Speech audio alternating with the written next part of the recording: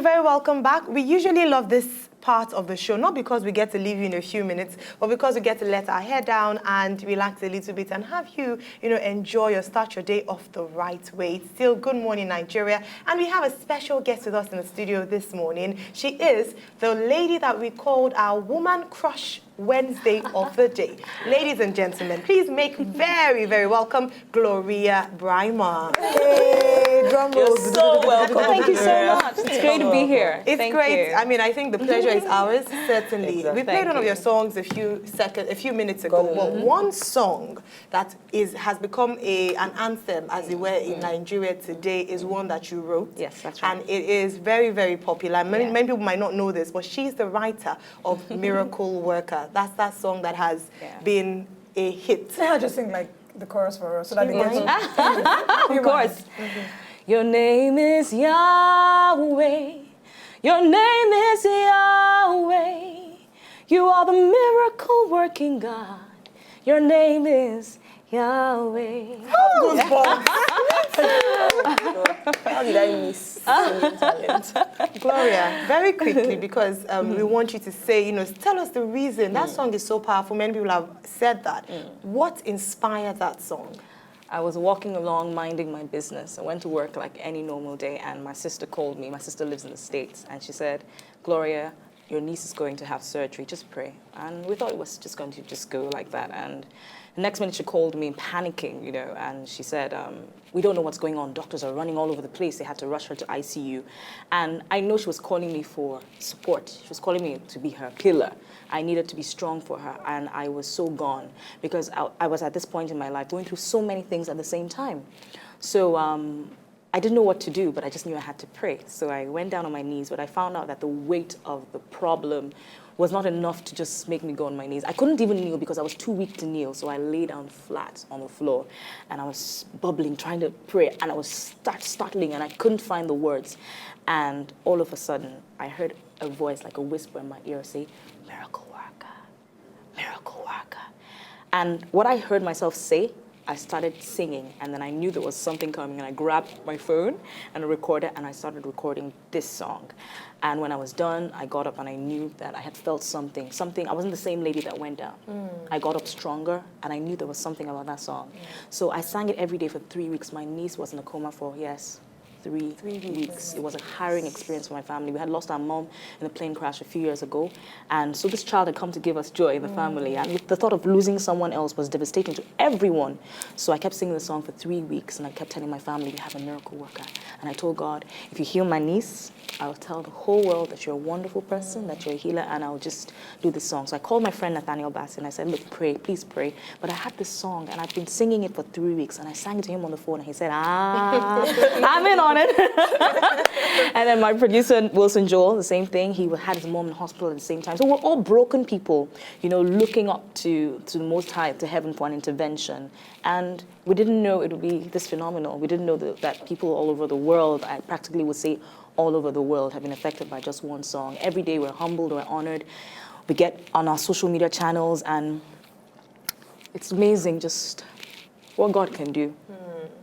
How he really how he wants to connect with his people, how he wants his people to know him, to know that he's real in their lives and their circumstances, and that he can do anything. It's really humbling. I cry most times, just hearing testimonies. I'm not going to cry, don't worry. She's crying already. I'm not going to Only cry. is our residence crying. Oh, then she has a sister in me. I'm a crier too. I can see the tears. Kemi and I are the strong ones. Yeah, I've been fighting not to cry. It's really an emotional story hearing you say that. And it's amazing what God has used one song to do. That's Are we right. expecting any more? Of course, I have an album coming up this Sunday. Wow. Yeah, thank you. It's been a long time coming. Well, you the launching? concert, yes, it's going to be at the Rock Cathedral, the House on the Rock, Lekki, at 5 p.m. October 11th, Sunday evening. Is it free for come all? along. Of course, it's free. Yeah, come on, everybody, come on. Wow. So we have many more songs that you wrote. Like a and 16-track album. Wow. Wow. It's great that you've come today on a Wednesday because we're talking about women who have done great things, powerful women, strong women. Despite what life has thrown at them, they've, still done great things. Now we know the music industry, whether gospel, secular, is a tough industry for women in Nigeria. Yes. How have you survived so far, and how has the journey to releasing an album been so far? I've been writing songs for a long time. And I know every artist's dream is to have, an album or come out on platforms. I've been writing since I was 10 years old. Wow. Yes, I've been officially writing, since I was 10 years old. Sometimes I look back and I see some journals, things I wrote in 2002 or 1990, whatever, and I'm like, oh my goodness, it's still here? So it actually is not quite an easy journey because there are many obstacles along the way. You struggle with your expression, you struggle with how you sound or what you want to be known or would I say, reckoned with. That's one. But the truth is, for music, and especially for gospel, there's music ministry and there's music industry. You have to merge the two. You can't have one or less of the other. You can't have more of one or less of the other. It depends on you. But for the challenges in the secular industry still apply in the music industry. But the most important thing is to stay prayed up, have mentors, Your mentors don't only exist in music, It's about skill, spirit, and character. It's about a complete package. It's not just about the art. It's about etiquette. It's about customer service. Okay. It's about having to deal with a fan, or someone who's extremely enthusiastic and doesn't know how to, cross the boundaries. Yeah. It's about dealing with all these things, knowing that every aspect of what you do is reflected through your art or through your work.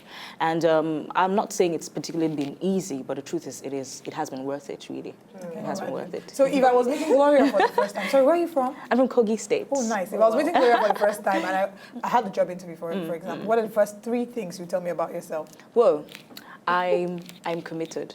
I love everything that I put my hands to, my family, my work. I'm committed. If I'm committed to you, I'm giving you 100%, nothing less. I'm creative. Of course you are. I'm creative. I'm zany like that. If you say yam, I've done a song with yam. I've written it. I've not only pounded it, just yam. I'm yam, yam, yam, yam, yam. I'm doing something with yam. What else? Oh, I think I really love people. I'm relational. Yeah. I love people. I really love people. I love curious. people. Are you single? Are you single? Some people are watching. I love people. Are you single? She would say, well, they always. I'm married to my car. Glowreeyah, are you single? Yay! So you can apply for now. Okay, can I say this? Yeah. You had such a beautiful song come out from this experience, and we know how God always turns everything and works it out for our good. Yes. Now, what do you have to say to those people that are probably going through one challenge or the other? They need to hear a word. Do you have something to say to them? The truth is, I'm here as a testimony, not just because of Miracle Worker. My life sums a total of many things I've been through. Say it, I've been through it. Rejection, depression, I was suicidal. I could do like a blockbuster movie on my life, and those that know me personally, they know she knows what she's saying. I'm saying that I know of a surety that as long as you wake up every morning and you have breath in your nostrils, there's still something to live for. There's still somewhere to go. There is still hope. Thank you so much. You can't give up on where you just are right now. God loves you, and that's it. It's been amazing. That's such a wonderful message. And we hope you got the message. It's been amazing having you here. We have a lot of birthdays. We have Simon Cowell, Tony Braxton, Nicole Ari Parker, and Vladimir Putin today in history. We'll be jetting out of the studio. We'll be back tomorrow with Throwback Thursday. 6:30 a.m. is the time. Make it a date with us. Thank you so much, Glowreeyah. Thank you for having me here. You ladies are such fun. My goodness, I should come here every day. I'd love to have you. We're just going to do the interview alone. So, did you like what you just saw? I know you did. It's very simple. If you want to see more, just subscribe to our channel right now.